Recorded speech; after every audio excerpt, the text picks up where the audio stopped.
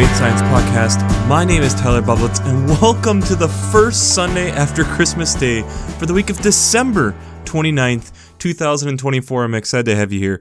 I'm excited to dig in this week's podcast, and I'm excited that we have gotten to the end of 2024. I'm excited that we are in the Christmas season, and I am also excited that as you're listening to this, I am actually getting hopefully a little bit of a break here. I am pre-recording I'm spending a little bit of time with family for the holiday season here. And so this week and the next week will be a little bit recorded ahead of time. And I don't typically do that, but you'll also find that around this time, and I'm purposely bringing stuff along, I will be doing a special episode right in here somewhere to talk about we have completed 7 years of the podcast, which is crazy. And as I'm recording this a little bit ahead of time, I'm still haven't processed that, and I will talk about that when we get to that point. And there's reasons that I want to do that. There's some things that I'm seeing on the back end that I'm super excited about, and talk a little bit about future planning and what the heck I'm looking at when I look into 2025, what I am striving to do this year. So there's some excitement that I have that way. But I'm also just really excited to be in the Christmas season. I do enjoy the Christmas season like many people, and I know this is a time where we are catching up, and I think there is some aspects to this that I think, especially for this week's topic, I think bring in, a good conclusion to 2024, and it helps kind of bring all of this together on what we have been going for and talking about over the last 7 years. So it's really exciting for me. But before we jump into this week's podcast, we have to look back to last week's question, which was, how are you excited for what God is doing in Advent? And the preparation for Christmas, I think, is so important. I think one of the things that we often do miss, and I've kind of been reiterating this over the last couple weeks, with the hustle and bustle that we have as we are preparing, in quotes, for Christmas, doesn't allow us, I think, actually to fully prepare and fully process what we are actually doing here. I don't think we ever spend enough time to really grapple with what this birth means. And I think if we don't do that, when we get to Lent, it's this like double repentance, and we don't necessarily fully grasp, and the commercialization has made this difficult. Because I think there is an aspect where we have to slow down and we have to reflect. And if we never do that for ourselves, how are we ever going to move forward in this life? And if we never sit and think about that, how is a scientist ever supposed to discover something? If we never do that, how are we supposed to grow in our faith? I think this is an intentional time of year to really sit and reflect and to think and to contemplate and to plan. All of these things are so vital for us to be able to actually move forward in our faith. And if we don't do that, I think we are putting ourselves at deep jeopardy of not actually becoming the people that God is wanting us to be. And I think that's where the preparation of Advent is so important. And I think even making sure, and this is something that I think is very countercultural, celebrating the 12 days of Christmas. It doesn't mean that you need to be opening gifts necessarily every day, but taking that time to actually acknowledge the 12 days of Christmas. Christmas is not one day. Christmas is 12 days. Celebrate it. Acknowledge it. Don't just immediately be done with it, because then all this preparation was for one moment, and that's not who our God is. Our God is a God that needs time, and we've talked about that. We have a God who looks for generations, not just at an individual moment. Thus, we should be looking to celebrate for an extended period of time, not just one individual moment. And I think that is vital for us to understand, and vital for us to embed within ourselves, and vital for us to really be true to who we are celebrating and what that means for us. So let's just jump into it this week. The first reading is out of 1 Samuel chapter 2, verses 18 to 20 and verse 26. So this is where Samuel is getting these blessings from the priest who is Eli. And the verses that are omitted is talking about how Eli's family is kind of falling apart, and his boys who would be the successors for him are just not following in the way of the Lord. But yet, here Samuel is being brought by his family every year to be blessed, and he continues to grow in stature and is aligning himself with what God wants him to be. And so this recognition on how the sacrifice that takes, but continuing to align with God and spending time with the Lord year after year after year. The psalm this week is Psalm 148, all 14 verses of it. And this is a praise psalm all over it, praising from the heavens to the heights, the angels, the sun, the moon, the stars, everything that is around us, all that has been created, all that is within God's command, recognizing that there is no bounds to what God can do. God is in control of all of it, and looking at all of it and recognizing that all of it is giving praise to God, and thus we should be able to give praise to God as well, recognizing all the amazing things that God is doing. The epistle text or second reading this week is from Colossians chapter 3, verses 12 to 17. This is recognizing that we are then the chosen ones of God, and in being that we are wholly beloved, and that we then should be having compassion, kindness, humility, meekness, and patience, and that we should be working with one another to forgive each other and to move forward together in love that binds all of us together in this harmony, recognizing how all of us are interwoven and interconnected. And then letting the peace of Christ that is within us penetrate our whole being and dwell within us, and being able to then give us this wisdom and give us the psalms of praise that we are desiring. And as we then recognize this, that we are doing this, that we are giving thanks and praise to God. In all that we do, it is thanks and praise to God. The gospel text this week is out of Luke chapter 2, verses 41 to 52. So coming from having heard the birth story earlier this last week, we then move into one of the only stories we have of Jesus as a child. And so they are coming back from the Passover festival in Jerusalem. He's about 12 years old. There's a large group of people, and they're all heading back. And after a few days, Mary and Joseph realize that their son is no longer there. So they are looking and scattering and end up having to go back. And where do they find him? They find him in the temple. And they're kind of upset and amazed. Child, why have you treated us like this? Your father and I have been anxiously looking for you. And Jesus responds with, why were you searching for me? Did you not know that I must be in my Father's house? And there is this kind of lack of understanding that is happening, and Jesus increases in wisdom and years and divine and human favor over time as they head back to Nazareth. But he's also in the temple. He is sitting with the teachers and listening and learning back and forth from them. 3 days is sitting and listening and learning, and they're amazed at his answers. So there is definitely this correspondence back and forth that is so necessary and so needed within faith. And it's amazing that we get this moment of here Jesus learning and also answering questions to give us a new insight into learning. So before we jump into how faith and science come together this week, we have to do shameless plugs for Working Preacher. If you haven't checked out Working Preacher, I'd highly recommend it. Between the Sermon Brainwaves podcasts, or commentaries, or discussions, since I'm not an ordained minister, I use them on a weekly basis to help give me some ideas, direction, different ways of looking at things and contemplating things. There's a great resources of the commentaries going back multiple lectionary cycles. They have their Working Preacher podcast that goes through multiple cycles. So there's a lot of great resources and information over there. If you haven't checked out workingpreacher.org, I'd highly recommend it. I'd also highly recommend checking out the Revised Common Lectionary coming from Vanderbilt's Divinity Library.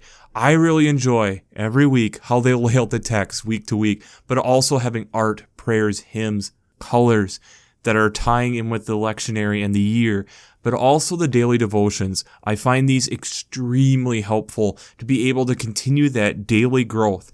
And whether you are sitting in the pews on Sunday mornings or standing in front of them, I think there is a great resource here to help all of us prepare so that we are better worshipers and more prepared, and our hearts are more open to hearing what is going to be said and more ready to hear the good news every Sunday morning. So if you haven't checked out the Revised Common Lectionary coming from Vanderbilt's Divinity Library, I'd highly recommend that. Finally, I'd also highly recommend checking out the Green Blades Preaching Roundtable and the Green Blades Rising publication. The Roundtable is a weekly reflection going through ecologicals, echoes, implications, and urgencies, going through the lectionary text week after week, just like what I am, with multiple different authors. It's a great resource to give some different ideas and thinking about it from more of an ecological lens. And if you want to bring a little bit more into it, look into the Green Blades Rising publications, which is a monthly newsletter that has all of the roundtable stuff in it, along with talking about some different resources and events and things that are going on in the upper Midwest and beyond. I really enjoy this. I know if you're listening to this podcast for a half an hour each week, you're going to enjoy checking out this resource. So that'll be the first link down in the references section of the show notes. Make sure to check out the Green Blades Preaching Roundtable and the Green Blades Rising publications. Let's talk about a teenager this week. The one and only time where we really get to actually dig into and look at Jesus as a teenager. And I think it actually provides light to something that we all need to be doing, and that's continuing to grow and learn. Jesus, yes, there is chaos in the city, but yet Jesus goes and finds his peace of going into the temple and being willing to ask questions, which is something that we know that young people and kids love doing, is asking questions. And yet, it's amazing that somewhere along the line, sometimes we lose that ability. We forget to do that. And yet, this is what we need in order for us to grow. And in fact, a lot of us, even to this day, need questions to be answered. And Jesus then is also pursuing something. Jesus is, yes, sitting down with these leaders of the temple to learn and to ask questions and continue to learn, but they're also amazed by his answers. There is this transfer of knowledge that is also happening. That is so important. If we are going to be able to have this knowledge of who God is, like we get in the Colossians text, or being able to praise God all over, like we get in Psalm 148, we need to be able to do like what we are seeing Jesus do here in Luke 2, and also what we are hearing about Samuel doing. But I think even in our broader world, there are ways that we can do this and still do this and not necessarily be going to the temple per se every single day. I think one of the answers to this is citizen science. Now, citizen science, for those who haven't heard this spiel before, is where normal, everyday people, whether you were trained in science or not, help with science experiments. And what I mean by this is usually that they're big, vast projects that they just need bodies. They need people to help. And there are a lot of times within bigger experiments that there is parts of it that there's just lots of data that they need people to help comb through. Or they need to be able to have something accurately counted, and it's just hard to pay a crap ton of people to do all that. It just becomes too expensive. We need people who are willing to help in that. This is something that has been done in astronomy. This is something that's done in lots of different places, like counting butterflies or being able to help with bird counts every year, to being able to look through data and maybe see pictures of stars and finding something that's unique within that. And it's not been uncommon for people to suddenly find new things that change how we perceive things. One of the things that I guess when I think about citizen science is I have done the Christmas bird count, which is the biggest citizen science project in the whole world. And it's actually would be going on right now. It's the 2 weeks before Christmas and the 2 weeks after Christmas where people get together and they have plot circles, so there's a certain range that we're looking at, and we just go and count the number of species of birds and the number of individuals. And I have fond memories of finding unique birds or finding things that got us super excited, places where you didn't think there would be birds, or the amount of different species that we found year after year. It was something I always look forward to. I have been in high school or early college. I remember getting written up in the state report that there was a ton of Bohemian waxwings in Wisconsin that year, and our individual count got shouted out because we had the most in the whole state of Wisconsin. And so thus we made the state report. And it's cool. It's exciting to feel like you're on the cutting edge of helping understand things that are beyond you. It's also an amazing way for kids to start getting involved and being able to interact with science in a real way. And thus, it isn't been all that uncommon where you have young thinkers suddenly discovering things. Why is that? Why is it that citizen science, whether it's either young people or just normal civilians, keep finding things with citizen science? Because we look at things differently. We ask different questions. There isn't a dumb question to us. We don't make assumptions. We're looking at things differently, or there's just so much data that they also just happen to be the ones who volunteered to go through a crap ton of data and find something unique. I know when I worked for a state Department of Natural Resources, we had a spot where we ended up having a bank where we put a trail cam, and we were taking pictures of turtles laying eggs, and I was supposed to be combing through all this data to find the pictures with the turtles laying eggs. But in that, there was plenty of other photos that I ended up keeping. They had nothing to do with turtles, just because the camera was clicking every so often. And in that time, you just get amazing things to happen. It's the whole idea of where the opportunity, and the more you put yourself in those opportunities, suddenly something good is going to happen. But as we've talked about here, astrology is a great one.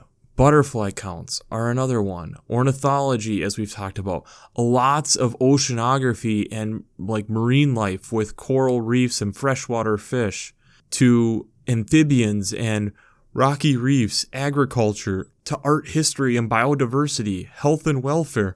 There is so much where we need people just to volunteer to help. Be willing to participate. Be willing to volunteer your time to help a bigger project where it's just unobtainable to constantly be paying people to do all this stuff, and you're just part of it. You're around it. You get to feel like you're part of something so much bigger than just you. Whenever I did a Christmas bird count, I always enjoyed the camaraderie that you would feel. This random assortment of people from all walks of life suddenly coming together with one mission to try to find birds. And it didn't matter how good of a birder you were or how bad of a birder you were. If you could see a bird, we figured we could help. And to be able to then collect that data, compile that data together, get it sent in, and then get that report and feel like you were part of something and go through and see all the different places all over the US and world that is doing this data. And citizen science, like from the Audubon Christmas bird count, that data is so valuable because they've been doing it for over 100 years that they're able to look at, we're seeing populations of this species decrease, especially in these areas, because there's enough data now. And it's now a long-term study that it becomes extremely valuable. It also allows for big questions to happen.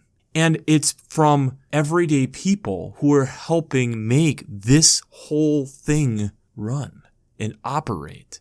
I really encourage you, if you've never taken part in citizen science, to really consider doing it. Because I think it helps us in our faith as well. Because what we also see here is Jesus' curiosity, Jesus wanting to know and to understand.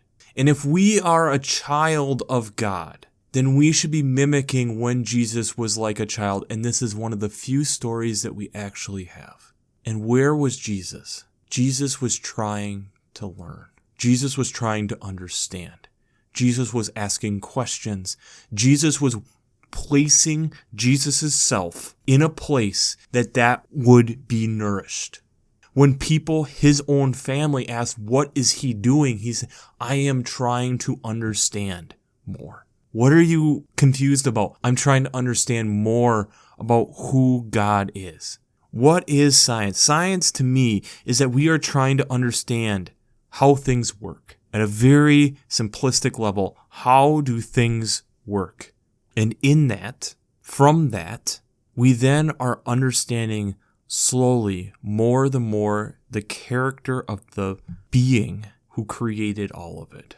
And so thus, if we are spending the time to understand how things work, we are also getting a glimpse into how our Creator works. And yes, in that, it means there's a lot of big and difficult problems that we have to try working on and solving, and to help in other parts of life, helping us better understand other things, or being able to communicate, to be able to share and convey ideas. It all comes back to this idea that we want to grow and to learn. So I would highly recommend, no matter what your age is, to try being part of some type of citizen science, and I'll have some links to different things down below. We have to be willing and able to learn. We have to be willing and able to sit and to grow. We need to be able to sit and ask questions and try to give answers of where we're at that time. These help us along this journey of faith. In order for us to grow in the faith, we must be able to ask questions. It's part of why we have a question each week, to get us to think, to get us to grow yet again, week after week after week. If we are able to get to the point of singing praise about the creation, why wouldn't we be out there enjoying that creation and learning more about it, learning more about how it functions, how amazing the place is, so that we can give true praise to the Creator, like we see in Psalm 148. And in that, I would bet the connections that we understand that the Creator has built into the creation, and us working together to be able to understand how that works, suddenly the Colossians text doesn't look that far out of reach. That there's going to be times where you mess up, and we're going to have compassion and kindness and humility and meekness and patience. And we're going to have to still love each other and forgive each other even when that's hard. And that's when the peace of God comes through. And through doing that repeatedly, suddenly we start gaining wisdom. And we have gratitude with people. And it all comes back to, like 1 Samuel and like Luke, that we have to be pursuing and spending time with God. So the question I have for you this week is, how are you going to spend time with God in 2025 and grow?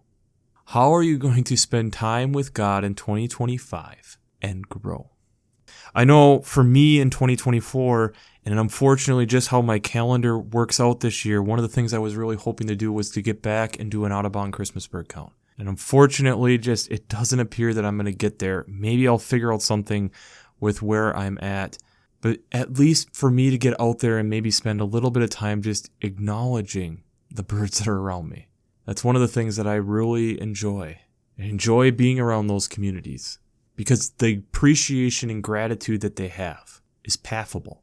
I think that's one of the things that our world is missing right now, is appreciation and gratitude with each other, with things beyond the human construct. It's important. And if we're going to get to the point of singing praise, we have to be grateful. So as we are putting a little bit of a bow here, at least on the lectionary year, you'll still get one more podcast here in 2024. I think it's important for us to continue to remember how amazing our God is, how amazing this life that we all get to be part of on this globe is, and appreciate it. Be grateful for it, and strive to be able to give praise like what we see in Psalm 148. And the only way we're going to be able to get there is being able to learn to appreciate who our God is and continuing to grow in that learning and understanding. And if we aren't willing and able to do that, I think we have a few more things we need to learn then about who our God is. Because it appears to me when we look at Luke here, we have a God who wants to continue to learn and grow. And what I see that, yes, the Creator is sitting down, but the Creator wants to understand how we're seeing it, how we're understanding it, so that the Creator can then teach us, the student, really, here's the next step for you to understand. For me, that's exciting. So enjoy this Christmas season, and enjoy as we are getting ready to continue to celebrate it for next Sunday, for the second Sunday of Christmas. So, we'll wrap this up as we always do. I pray God blesses you through your faith and amazes you through science.